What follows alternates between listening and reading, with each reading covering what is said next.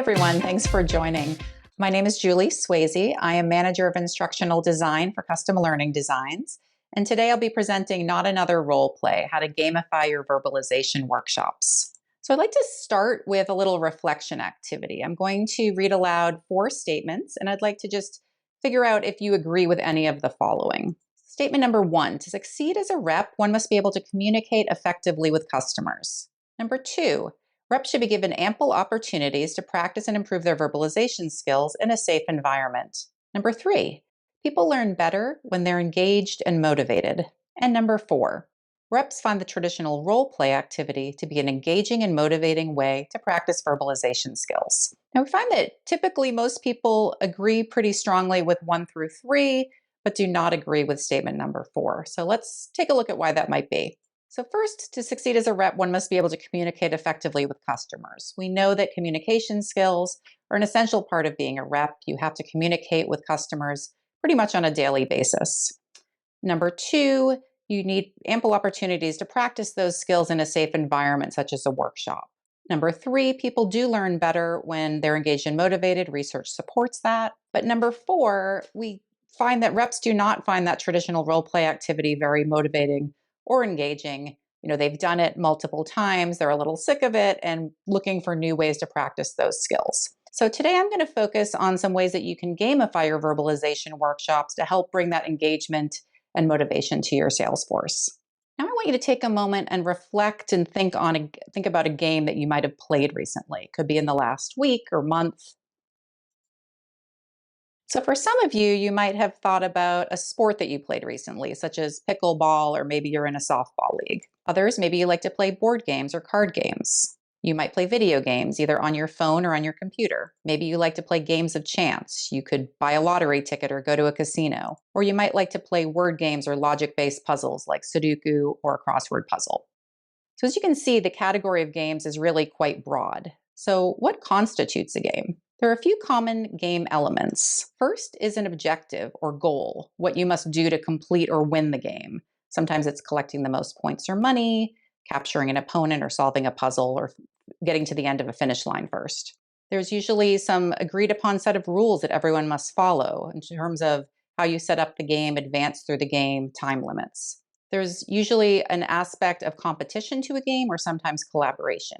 You might be competing against another opponent, against a team, or against the game itself, or you might be collaborating and working together to solve a puzzle.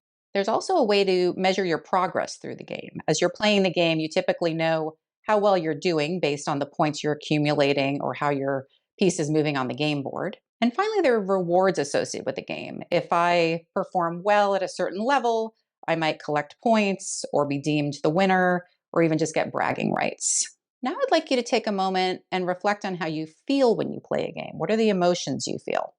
So for most people, there are 2 key emotions that occur when they play a game. They feel motivated and engaged. Motivated because you feel driven to succeed, focused and determined on the task at hand. And engaged because you're hopefully having fun, you're actively participating and enjoying yourself. And surveys show that these same emotions carry over to learning or training as well. So in one survey, 83% of those who received gamified training felt motivated, versus only 28% who had the non-gamified training. In another survey, they found a 60% increase in employee engagement when the training was gamified. There's actually a scientific reason behind this. When we play games, our body releases 4 key hormones that are sometimes referred to as happy hormones. First is dopamine, which is part of the reward system, promotes feelings of happiness and pleasure. This is often associated with being rewarded for actions, such as when you get points or prizes or rewards during a game. Next is serotonin, which is a mood booster, promotes feelings of well-being. This is often associated with remembering past successes in a game, such as maybe if you're looking at a badge you earned. Endorphins, which help overcome stress or discomfort. These are associated with the thrill and excitement of competition when you're advancing levels or climbing up the leaderboard. And then oxytocin, which is sometimes referred to as the love hormone. This promotes social interaction, and this comes into play when we're working with a team in a collaborative environment as part of the game. And advertisers and others recognize this, and they find ways to gamify everyday tasks to keep us motivated and engaged. Some examples of this are you might have used your watch or your phone to track your daily steps. Or maybe you use a program like Duolingo to learn a new language. Or even something as simple as being part of a loyalty program at a store. When you shop at the store, you earn points and then you can redeem them for additional points or coupons. In a learning or training environment, there are really two key methods that we use to gamify learning. And people often interchange these terms, but they're really not synonymous. So I want to take a moment to define each of them. First is game-based learning. Game-based learning is use of a game to learn a specific skill or reach a desired learning outcome. So again, this is using a specific game itself. So you might be playing a board game or a card game or an e-game during a workshop to learn something. Whereas gamification is use of game elements or mechanics in a non-game context to help increase the learner's motivation, engagement, and enjoyment of the subject matter. So here you're not necessarily playing a game, but you're incorporating game elements or mechanics, things like points, advancing levels, or leaderboards. So now we're going to look at 5 ways to incorporate these techniques into verbalization workshops to help bring in that engagement and motivation to your learners. Number 1 is to randomize scenarios. So when reps are in the field, they really need to be prepared for any scenario or question that might come their way. When they knock on the door of an office, they're not sure which customer might be free to meet with them or what question or objection they're going to have to field. So you can try to bring this real life scenario into your workshops by randomizing the scenarios that they have to verbalize to. A couple of ways we've done this is first through a spinning wheel. Here it's a PowerPoint-based wheel that would appear on screen. Different doctors or providers are shown, and the rep doesn't know which one it's going to land on, but it will land on a provider, and a question or scenario will show up that they have to then verbalize a response to. Another thing we've done is what we call our scenario generator tool. Again, this is a PowerPoint-based tool, but you can see here that rather than a single randomized piece of information, there's actually 3. So they might not know the provider they're going to have to verbalize to, an objection or question that they have, and maybe a resource that they need to use when they're delivering their response. And finally, we have used things like QR codes. So in live workshop environments, we'll actually have reps wear QR codes on their badges around a lanyard and move around the room. And as they scan each other's QR codes, an objection or question will pop up that they have to respond to. What's nice is that they're engaging with others, hearing different ways to verbalize a response, and practicing verbalizing answers to different questions or objections. Now, in live workshop settings, sometimes we skip the technology and just go right to playing fun games. So we've done things like pick a card, spin a wheel, throw a beanbag at a cornhole board, etc. With all of these situations, really the point is to just get a random number, and that number will then correspond to a scenario or question. So for instance, if I'm spinning a wheel, I land on a 1, that might lead to a question related to efficacy, or number 2 might lead to a question related to safety. And these questions are all appear in the facilitator guide. So what are some tips for incorporating these types of randomized scenarios? First is keep it simple. You want it easy to set up, easy to facilitate, and play. Number 2 is make sure to involve all abilities and be inclusive. You don't want to feel like the point is that people who are more athletically gifted are doing better at the game than others. Really, the point is to show off your verbalization skills. You also want to prepare facilitators, have clear facilitator guide instructions on how to set up the game, how to run it, and what to listen for when reps are verbalizing. And finally, allow flexibility. Because these live examples are actually random and someone could land on the same number multiple times, you want to give the facilitator some flexibility to ask different types of questions if needed. Okay, another way that we have gamified workshops is to introduce more complex challenges. So a key element of many games is the ability to progress to new levels or to advance to more complex challenges. So you might consider introducing an e-game with different levels or rounds. For instance, the first round might be short, basic verbalizations of information, whereas other rounds might advance in their challenge by having the reps also consider customer segments, or objection handling might be woven in. Now, what are some tips for these types of activities? First is to increase the difficulty gradually. You want to make sure that when you're going from one level to the next, it's not a drastic change in what's being asked in terms of the rep. And then second is to match the rewards to the levels. If the reps are handling a more complex scenario where they have to consider multiple factors in their verbalization, you probably want to reward them for that. A third way to gamify verbalization workshops is to recognize and reward accomplishments. So, with all games, it's important for players to be recognized for their accomplishments. But for workshops, this might mean rewarding those who deliver strong sales calls or who handle an objection particularly well. And rewards can come in many forms. You could give tokens, raffle tickets, or even something as simple as just verbally recognizing a strong verbalization in the front of the room and calling attention to that. I'm going to focus on awarding points. So we can award points either manually or electronically, and you can track them by individual rep, by team, or by region. We find that reps really love friendly competition, so we sometimes will introduce a leaderboard as well, either for a specific verbalization activity or if it's something like a launch meeting where there's multiple verbalization workshops throughout the day. We might collect points and roll all of the scores up onto a major leaderboard and display the top scorers.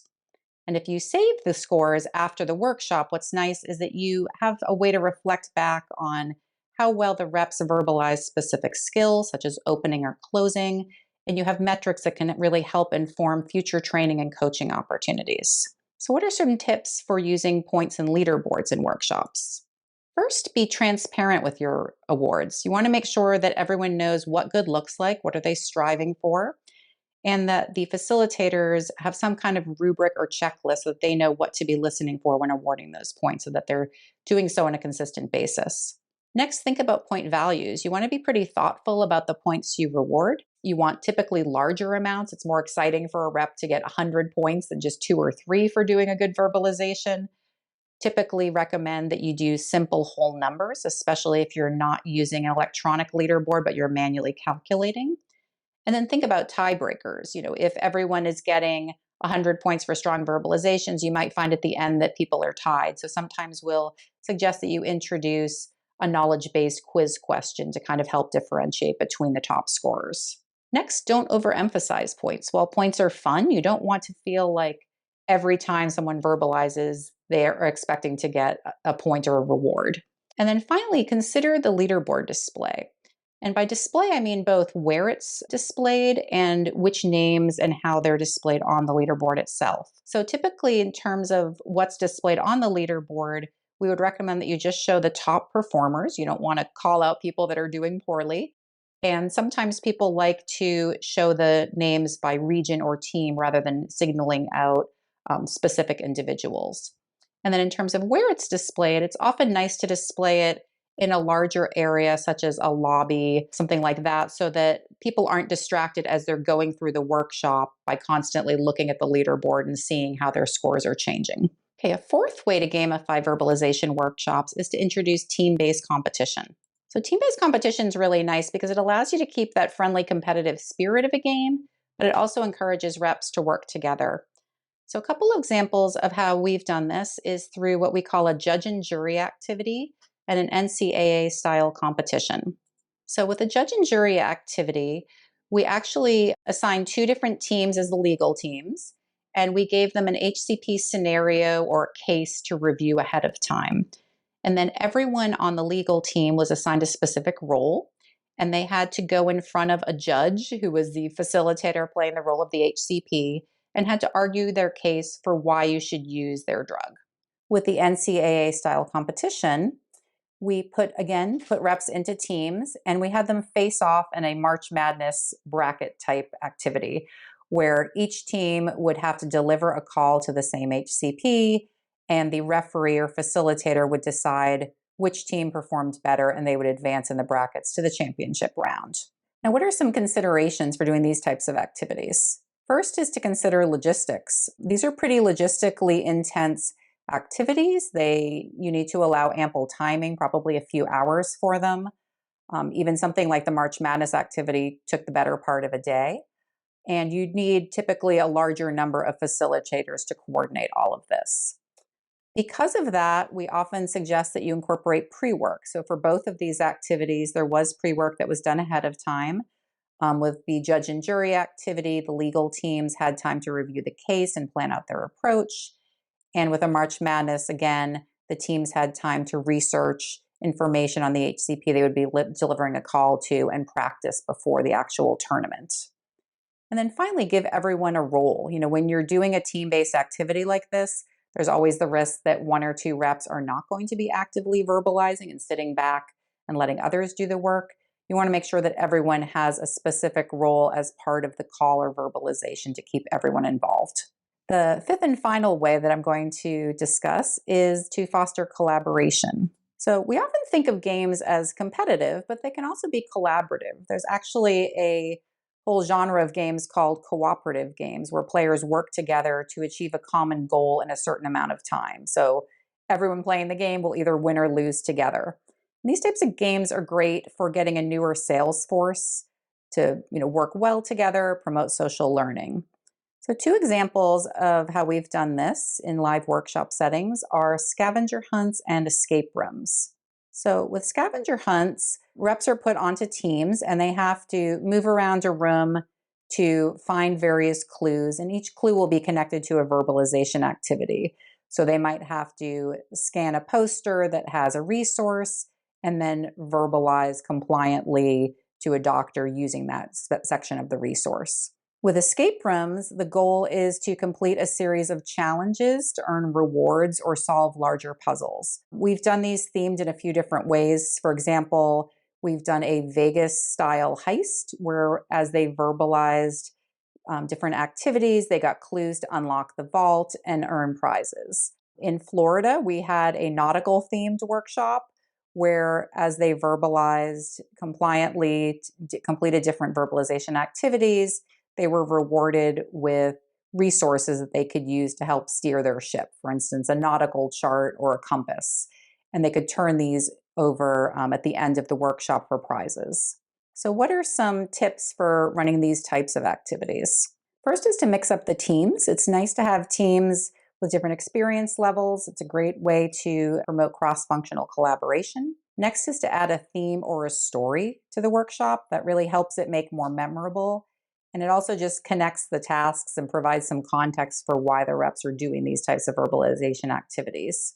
Again, consider logistics. These also are more involved setup, require more timing and a larger number of facilitators. And then finally, involve everyone. As with those other examples I gave, you want to make sure, because people are working as a team, that everyone's actively involved in verbalizing throughout.